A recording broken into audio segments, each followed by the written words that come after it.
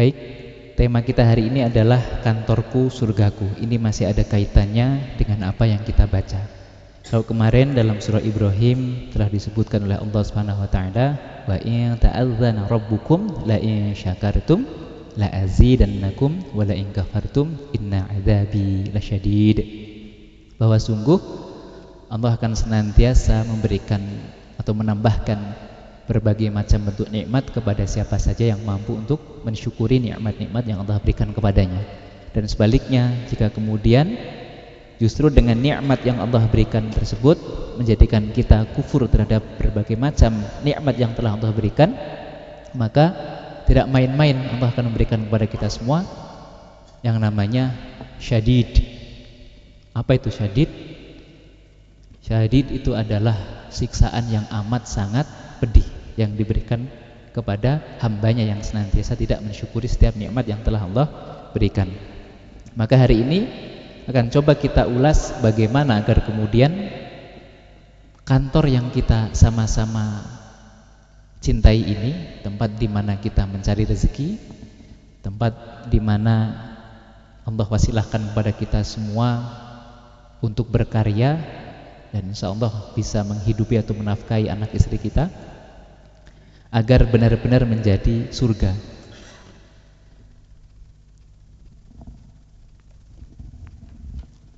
Pas banget hari ini nggak bawa laptop, jadi bismillah, mudah-mudahan masih bisa support HP-nya.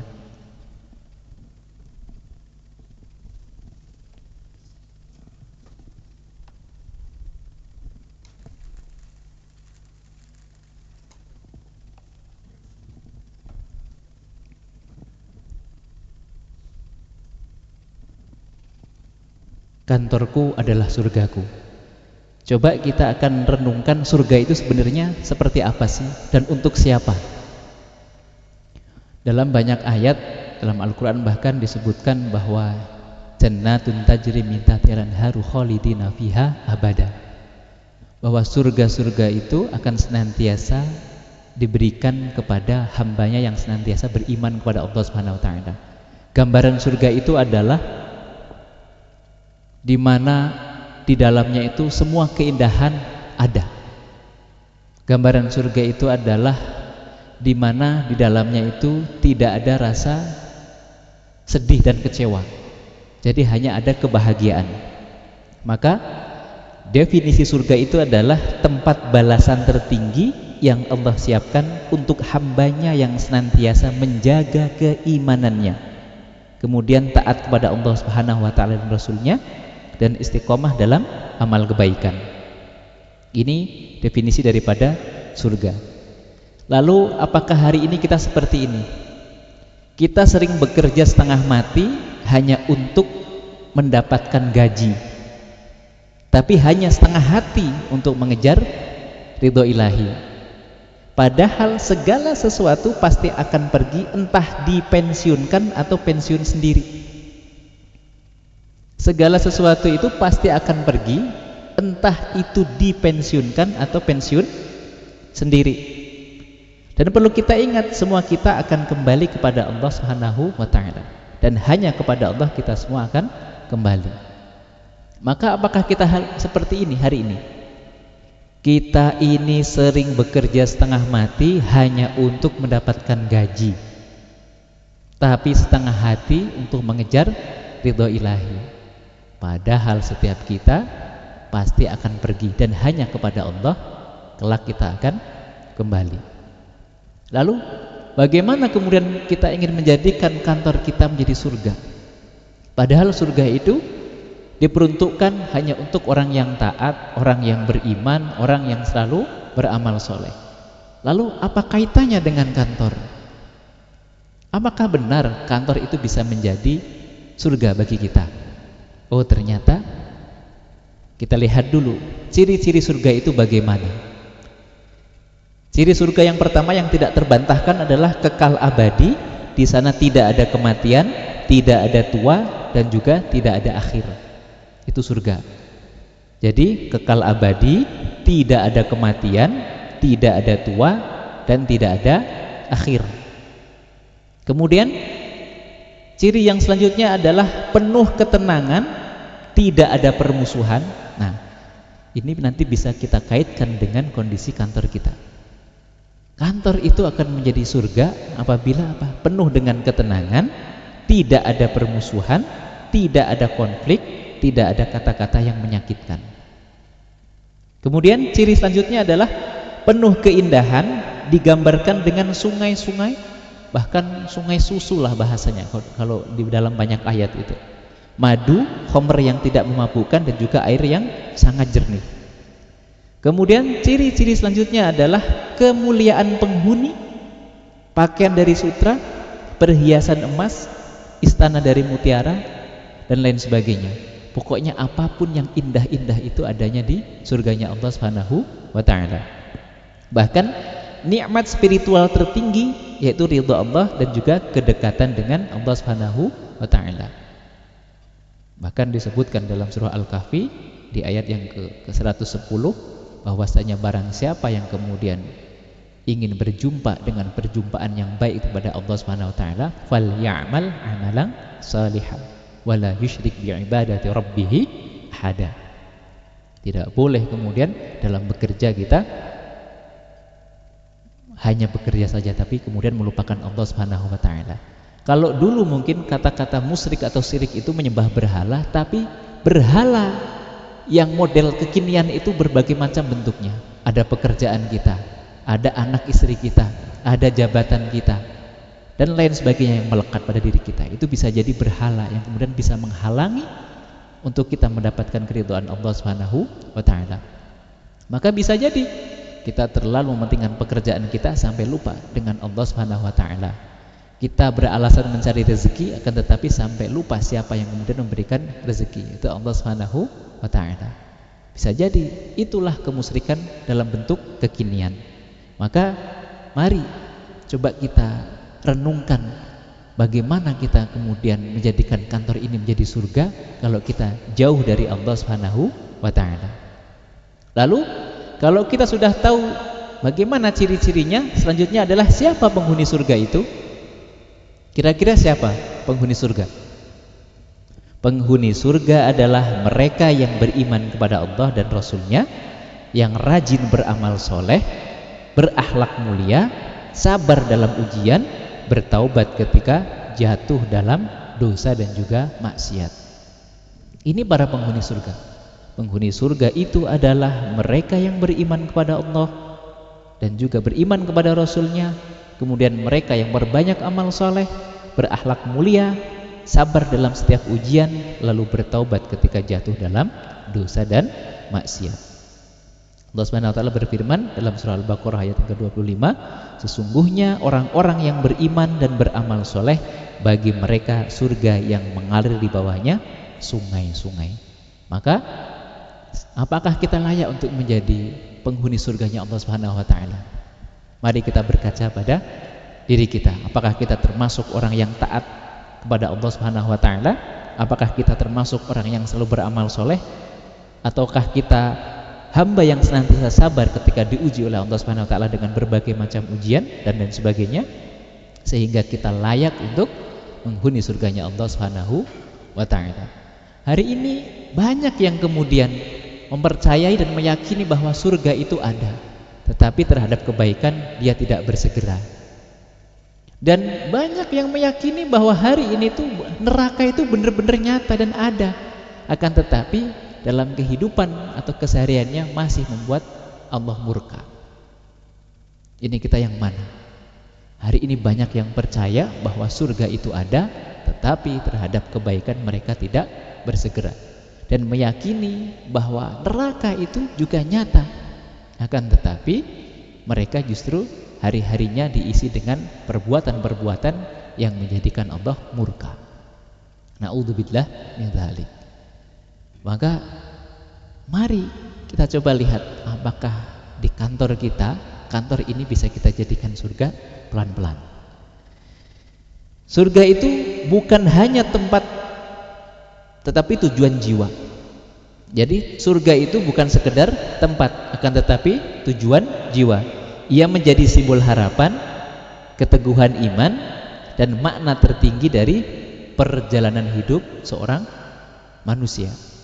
Bahkan surga mengajarkan bahwa setiap kebaikan itu tidak akan sia-sia. Ingat, surga itu mengajarkan kepada kita bahwasannya setiap kebaikan itu tidak akan sia-sia. Setiap sabar ada balasannya, dan setiap perjuangan menuju Allah Ta'ala pasti akan sampai pada keindahan yang sempurna. Ini makna filosofis daripada surga. Lalu bagaimana kemudian kita bisa memasuki surganya Allah Subhanahu wa taala jika kemudian ketika kita diuji rata-rata kita adalah orang yang kemudian tidak sabar terhadap ujian yang Allah berikan kepada kita. Padahal dalam setiap ujian yang Allah berikan, baik itu ringan ataupun berat, ingat ya, dalam setiap ujian yang Allah berikan, baik itu ringan ataupun berat, di dalamnya terdapat pahala yang tersemat dan juga hikmah yang pasti mendatangkan manfaat. Bisa jadi dengan ujian-ujian yang Allah berikan itu, Allah inginkan kita agar kebaikan-kebaikan kita senantiasa meningkat. Dari ujian yang Allah berikan itu, Allah inginkan kita agar kebaikan-kebaikan kita senantiasa terus meningkat. Kemudian dari ujian yang Allah berikan, kita diperintahkan oleh Allah Subhanahu wa taala untuk berbanyak bertaubat dari dosa dan juga maksiat. Bahkan bisa jadi ujian itu cara Allah Subhanahu wa taala menaikkan derajat. Dan dari ujian-ujian itu pula lah kemudian ya kita diperintahkan oleh Allah Subhanahu wa taala agar lebih sering bermunajat. Kenapa? Agar Allah senantiasa tunjukkan jalan keluar atau jalan keluar agar senantiasa kita dapat. Jadi sebenarnya dalam setiap ujian yang Allah berikan, baik itu ringan ataupun berat, pasti di dalamnya terdapat pahala yang melekat. Itu setiap ujian yang Allah berikan, baik ringan ataupun berat. Itu tidak usah kita bahas ya hari ini. Mungkin banyak teman-teman kita yang diuji, tetapi kita juga tidak bisa menyemangati dalam kondisi menyemangati mereka terus bersabar ataupun terus ikhlas, karena masing-masing kita tinggal menunggu gilirannya saja sebenarnya. Mungkin hari ini giliran mereka, esok hari giliran kita dan sebagainya. Karena setiap kita pada hakikatnya tidak akan pernah terhindar dari yang namanya ujian, dan setiap ujian itu pasti akan dipergulirkan. Maka tugas kita sebagai rekan-rekan satu kantor ini hanya mengingatkan agar dalam bekerja itu benar-benar sesuai dengan apa yang telah diamanahkan. Amanah yang dikerjakan dengan penuh tanggung jawab, penuh integritas dan sebagainya, agar kelak ketika kita mengakhiri pekerjaan kita, baik itu pensiun atau dipensiunkan ataupun pensiun sendiri, senantiasa dalam keadaan husnul khotimah. Itu yang paling penting. Maka sekali lagi perlu kita ingat bahwa dalam setiap ujian yang Allah berikan, baik yang ringan ataupun yang berat, pasti di dalamnya terdapat pahala yang melekat. Dan pasti juga terkandung banyak manfaat. Karena bisa jadi dari setiap ujian yang Allah berikan itu, Allah ingin agar kebaikan-kebaikan kita terus meningkat, kemudian derajat kita senantiasa terangkat, kemudian Allah ingin kita bertaubat dari dosa dan maksiat, dan Allah ingin agar kita lebih sering bermunajat agar jalan keluar dari setiap masalah yang kita hadapi senantiasa kemudian kita dapat. Dan sebenarnya kalau kita belajar dari Nabi kita Nabi Muhammad SAW, ketika sebelum masa kenabian pun beliau adalah orang yang dikenal oleh masyarakat luas, orang yang dapat dipercaya, atau bergelar Al-Amin. Rasulullah Muhammad SAW sebelum masa kenabian itu tidak ada satupun manusia yang mampu atau masyarakat yang mampu membantah integritas Nabi kita Nabi Muhammad SAW. Sehingga pada akhirnya ketika Rasulullah kemudian menyatakan diri bahwa saya adalah utusan Allah Subhanahu wa taala, maka tak satu pun orang yang sebenarnya mampu untuk menafikannya. Karena jika melihat rekam jejaknya, melihat track recordnya, Rasulullah itu tidak pernah sekalipun membuat membuat keburukan atau berbuat keburukan dalam masyarakat. Direkam dalam rekam jejaknya itu tidak pernah sekalipun Rasulullah Muhammad SAW itu berbuat keburukan. Maka Al-Amin ini adalah gelar sebelum kenabian yang masyarakat anugerahkan karena integritas yang terus Nabi pertahankan. Integritas yang terus Nabi pertahankan. Ia lebih prestisius dari sekedar gelar profesor, doktor atau apapun yang lahir sebab penghormatan terhadap pendidikan, pengakuan keilmuan, ataupun karena pangkat dan juga jabatan.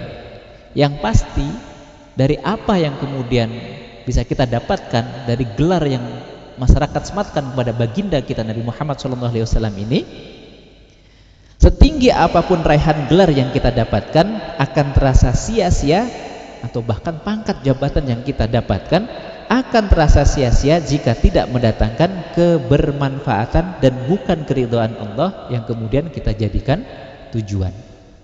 Maka dalam bekerja, dalam beramal soleh dan sebagainya, jadikan Allah satu-satunya tujuan agar kita senantiasa memperoleh keridhaan Allah Subhanahu wa taala.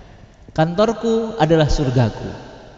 Yang seperti apa sih kantornya sehingga bisa menjadi surga, gitu ya? Ini kan menjadi pertanyaan besar. Ternyata kantorku surgaku itu adalah yang menjadikan tempat bekerja sebagai sumber kebaikan. Tempat di mana dia bekerja kemudian dijadikan sumber kebaikan. Kemudian sumber mendatangkan pahala atau sumber pahala, dan sumber keberkahan bukan sekedar tempat mencari penghasilan. Ini ternyata kantor yang terasa surga. Kalau tadi kan kita sudah sampaikan bahwa surga itu adalah tempat orang-orang yang berintegritas bahasanya, yang akan diberikan lantaran integritas yang terus dipertahankan. Integritas ini kan jika kita berbicara tentang iman itu bukan hanya sekedar sholat, zakat dan ibadah, bukan. Iman itu adalah bagaimana kita mengejawantahkan apa-apa yang Allah perintahkan itu kemudian agar mendatangkan kebermanfaatan juga kemaslahatan baik untuk diri kita dan juga untuk orang-orang di sekitar kita. Itu makna iman. Bahkan iman itu adalah di mana orang lain itu aman dari lisan dan tangan kita. Berarti apa? Iman itu adalah perbuatan kita. Bagaimana cara kita mendatangkan atau menghadirkan Allah Subhanahu wa taala dalam keseharian kita, baik itu dalam ibadah kita, dalam pekerjaan dan lain sebagainya. Agar apa? Apapun yang kita kerjakan ini senantiasa menjadi jalan bagi kita semua untuk meraih keridhaan Allah Subhanahu wa taala. Pun demikian dengan kantor. Kantor ini bisa menjadi surga manakala itu tadi yang pertama, bukan hanya sekedar tempat bekerja tapi sebagai sumber kebaikan. Tempat kita beramal soleh, tempat kita berinteraksi, tempat kita berdakwah dan sebagainya. Itu kantor akan terasa seperti surga. Tempat ibadah bukan sekedar tempat bekerja. Ini harusnya yang pertama kita jadikan patokan. Bagaimana caranya agar kantor ini agar terasa menjadi surga? Syaratnya adalah jadikan kantor tersebut tempat ibadah, bukan sekedar tempat bekerja. Jika di rumah kita beribadah dengan sholat dan lain sebagainya, ngaji dan sebagainya, kalau di kantor kita beribadah melalui disiplin waktu.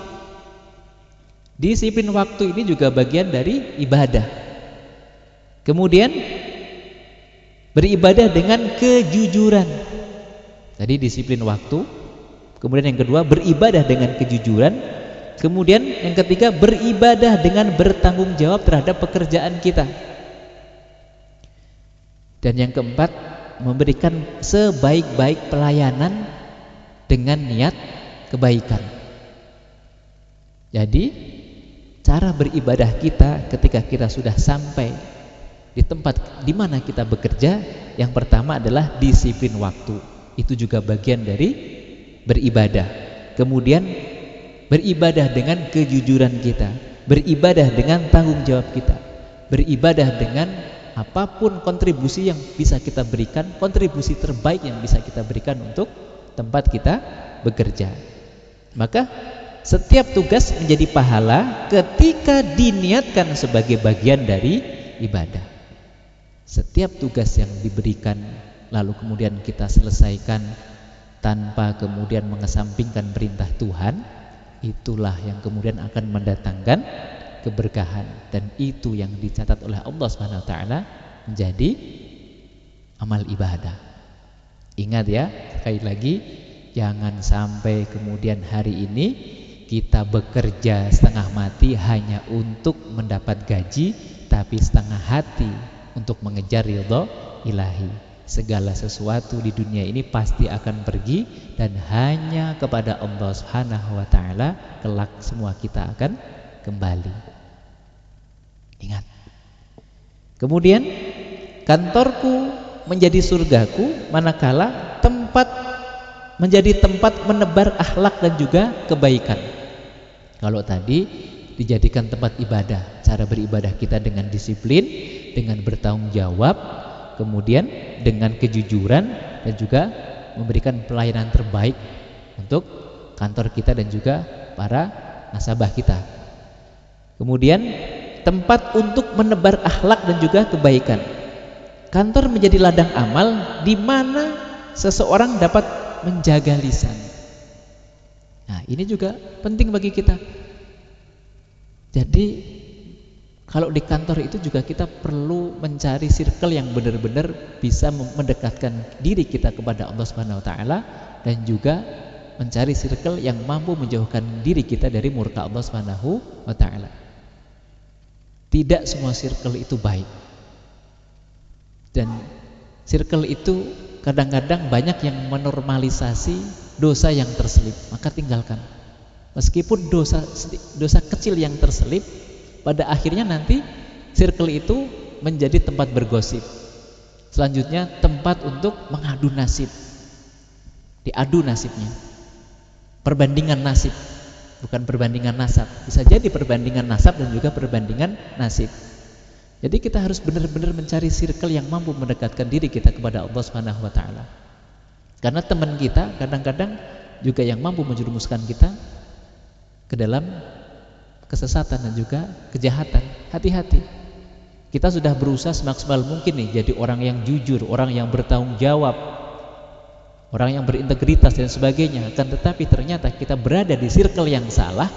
Hati-hati. Itu juga akan menjadikan kita menjadi manusia yang terjerumus. Maka hari ini pilihlah circle yang mampu mendekatkan diri kita kepada Allah Subhanahu wa taala, dan circle yang kemudian mampu untuk menjauhkan kita dari murka Allah Subhanahu wa taala. Tadi kita jadikan kantor kita menjadi tempat untuk menebar akhlak dan juga kebaikan. Kantor ini bisa menjadi ladang amal di mana seseorang dapat menjaga lisan, menghindari ghibah, apalagi menghargai rekan kerja. Jadi apa tadi? Yang pertama, menjaga lisan, kemudian menghindari ghibah, menghargai rekan kerja, kemudian menyebarkan senyum dan juga solusi. Nah, itu juga bagian dari ibadah, bagian dari cara menjadikan kantor kita menjadi surga. Lalu etika profesional menjadi bagian dari akhlak seorang muslim. Akhlak seorang muslim itu adalah akhlak utamanya itu profesional. Profesional itu ya waktunya bekerja ya kerja, waktunya ibadah ya ibadah, waktunya di rumah ya dia menjadi kepala rumah tangga, menjadi seorang ayah, dan juga menjadi imam bagi keluarganya, bahkan menjadi anak bagi orang tuanya dan lain sebagainya. Profesional dia. Jadi tidak bekerja melulu tapi kemudian sampai lupa sholat 5 waktu dan sebagainya. Kemudian kantorku bisa menjadi surga dengan syarat menjadikan kantor itu tempat bertumbuh, bukan mengeluh. Kantor itu dijadikan tempat bertumbuh, bukan tempat untuk mengeluh. Coba hari ini di kantor itu banyak keluhan atau tempat untuk kita tumbuh? Banyak yang ngeluh atau banyak yang tumbuh kira-kira? Ayo. Banyak yang ngeluh atau banyak yang tumbuh? Insya Allah kalau di sini banyak yang tumbuh, karena sering ke masjid gitu ya. Jadi insya Allah banyak karyawan yang kemudian jarang ngeluh, banyak yang tumbuh. Ya. Jadi tempat bertumbuh bukan untuk mengeluh. Kantor adalah ruang belajar, mengasah kemampuan, menguji kesabaran. Nah, bahkan ada satu anekdot di satu ruangan itu, printer itu bisa menjadi jalan masuk kita menuju surganya Allah Subhanahu wa taala. Karena kadang kertasnya nyangkut, tintanya habis dan lain sebagainya. Printer itu bisa kita jadikan sarana untuk meraih surganya Allah Subhanahu wa taala. Kalau apa? Kita memperlakukan printer tersebut dengan ya semestinya gitu ya. Dirawat, ya kita sabarlah, mungkin printernya bisa diperbaiki dan sebagainya. Makanya di sini disebutkan kantor ini akan bisa menjadi ladang amal, bahkan bisa menjadi surga bagi kita semua kalau kita bisa melatih kesabaran. Kemudian tempat untuk melatih mental kerja. Ini penting bagi kita ini. Tempat untuk melatih mental kerja dan juga profesionalisme. Masalah di kantor bukan musibah, tetapi bagian dari proses kita untuk naik derajat. Tadi kan sudah kita sampaikan bahwa setiap ujian yang Allah berikan kepada kita, baik itu yang ringan ataupun yang berat, pasti di dalamnya terkandung pahala yang tersemat, dan pasti ada hikmah-hikmah yang kemudian bisa mendatangkan manfaat. Karena bisa jadi dari ujian itu Allah inginkan kita untuk naik derajat, Allah inginkan kita untuk banyak bertaubat dari dosa dan juga maksiat. Allah inginkan kita agar kebaikan-kebaikan kita terus meningkat, dan Allah inginkan kita agar sering bermunajat agar kita memperoleh jalan keluar dari apa-apa yang kemudian masalah-masalah yang sedang kita hadapi. Sangat luar biasa. Bahkan dari ujian pun masih Allah datangkan kebaikan. Maka kita mencoba untuk menjadikan kantor kita ini sebagai tempat ibadah, tempat menebar akhlak dan juga kebaikan, kemudian tempat bertumbuh, bukan sekedar banyak mengeluh. Karena hari ini bisa jadi apa yang kita keluhkan itu menjadi yang orang lain impikan. Apa yang hari ini kita keluhkan bisa jadi menjadi apa yang orang lain keluhkan.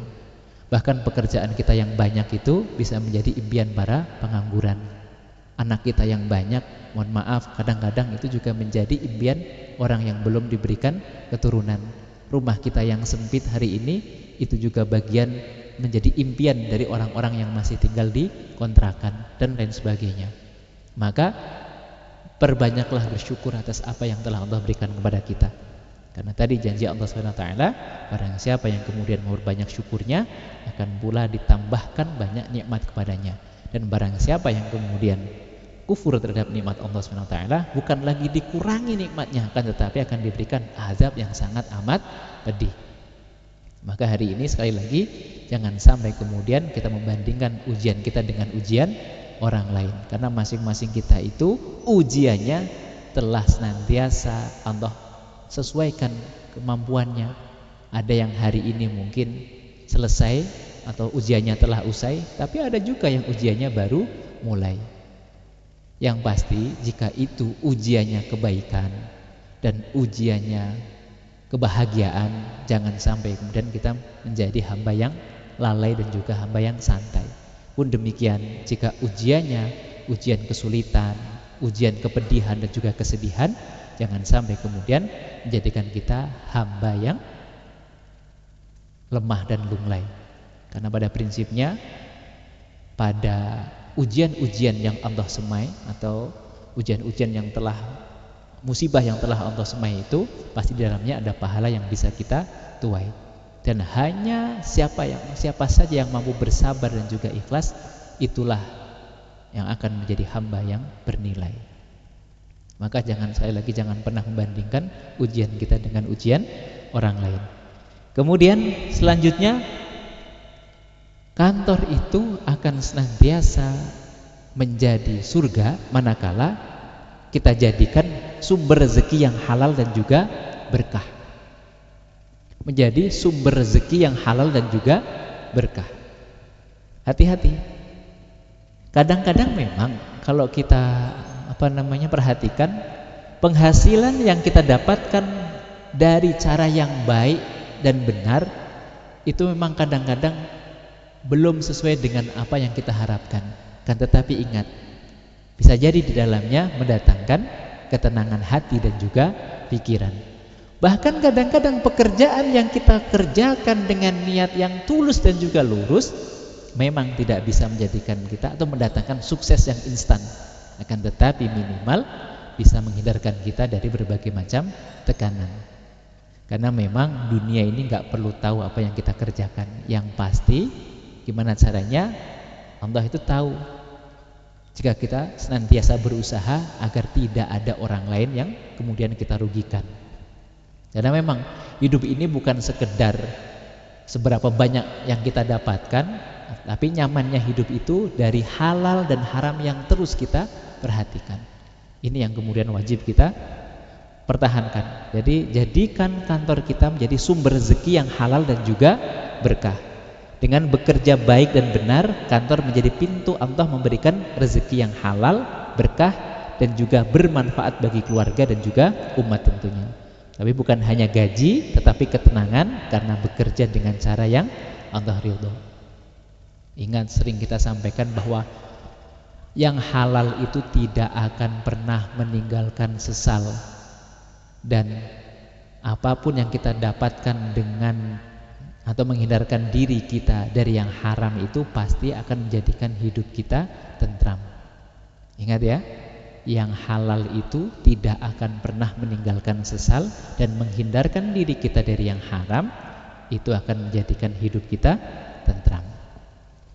Kemudian selanjutnya, kantorku akan menjadi surgaku manakala kantor itu kita jadikan tempat menjalankan amanah. Tempat menjalankan amanah. Karena harus kita semua sadari, pekerjaan ini adalah amanah yang Allah berikan kepada kita. Bukan beban. Jadi ini amanah, bukan beban. Karena setiap pekerjaan yang kita selesaikan, kemudian kita niatkan untuk mencari keridhaan Allah SWT, itu pasti akan dicatat sebagai amal ibadah. Maka jalankan amanah-amanah yang Allah berikan itu, yang berupa pekerjaan ini, dengan penuh tanggung jawab, dengan penuh integritas. Kalau bisa jangan sampai kemudian merugikan tempat di mana kita bekerja. Karena jika kita merugikan tempat kita bekerja ini, yang rugi tidak hanya kita, tapi keluarga kita dan juga banyak orang, atau orang lain itu banyak kita rugikan. Maka sekali lagi perhatikan, ketika seorang menjaga amanah, maka kantor menjadi bagian dari jalan menuju surganya Allah SWT. Kita jadikan bagaimana caranya kantor ini wasilah agar kita masuk surganya Allah SWT.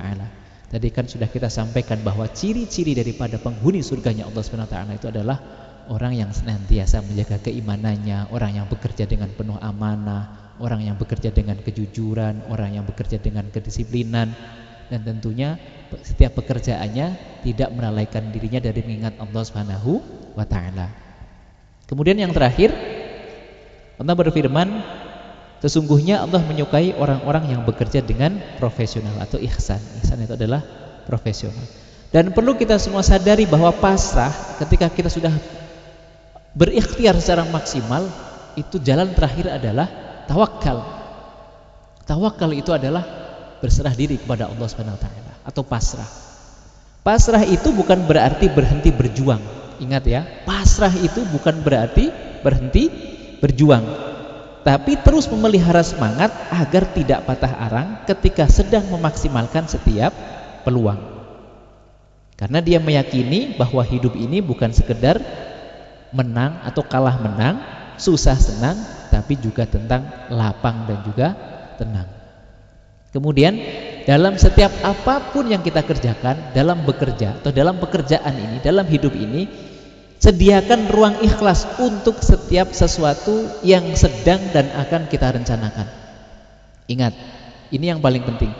Sediakan selalu ruang ikhlas untuk setiap sesuatu yang sedang dan akan kita rencanakan. Karena seringnya kenyataan tak seindah harapan. Agar kelak kita itu tidak mudah untuk menyalahkan keadaan. Dan kita juga tidak mudah untuk menyalahkan Tuhan. Dan dari pekerjaan-pekerjaan yang kemudian kita miliki saat ini, kita harus berusaha untuk menciptakan ruang bahagia. Bagaimana cara menciptakan ruang bahagia? Nah, ini ada beberapa cara. Cara menciptakan ruang bahagia yaitu dengan selalu menganggap nikmat Allah itu selalu luar biasa setiap harinya. Maka kita akan bahagia. Yang pertama dengan menganggap bahwa nikmat Allah itu selalu luar biasa setiap harinya. Ini cara kita untuk menciptakan ruang bahagia. Kemudian yang kedua, kasih sayang dan juga pertolongan Allah Subhanahu wa taala itu jauh lebih besar dari masalah dan juga ujian kita. Ini pasti akan kita merasakan kebahagiaan apapun yang terjadi. Yang pertama tadi, kita harus menganggap bahwa nikmat Allah itu selalu luar biasa setiap harinya. Yang kedua, kita harus meyakini bahwa kasih sayang dan juga pertolongan Allah itu jauh lebih besar dari masalah dan juga ujian-ujian kita. Serta meyakinkan diri jika kita punya Allah, kita punya segalanya. Ini yang agak susah. Jika kita punya Allah, maka kita punya segalanya. Ini yang paling penting. Ciptakan ruang bahagia. Memang agak susah untuk menciptakan ruang bahagia kalau tidak dimulai dengan menghitung nikmat Allah Subhanahu wa taala yang telah diberikan kepada kita. Kalau kemarin dalam surah Al-Ibrahim kita sampaikan disebutkan bahwasanya nikmat Allah itu jika kita hitung maka kita tidak mampu untuk menghitung jumlahnya. Tidak akan pernah mampu untuk menghitung jumlah nikmat yang telah Allah berikan kepada kita, apalagi nikmat sehat.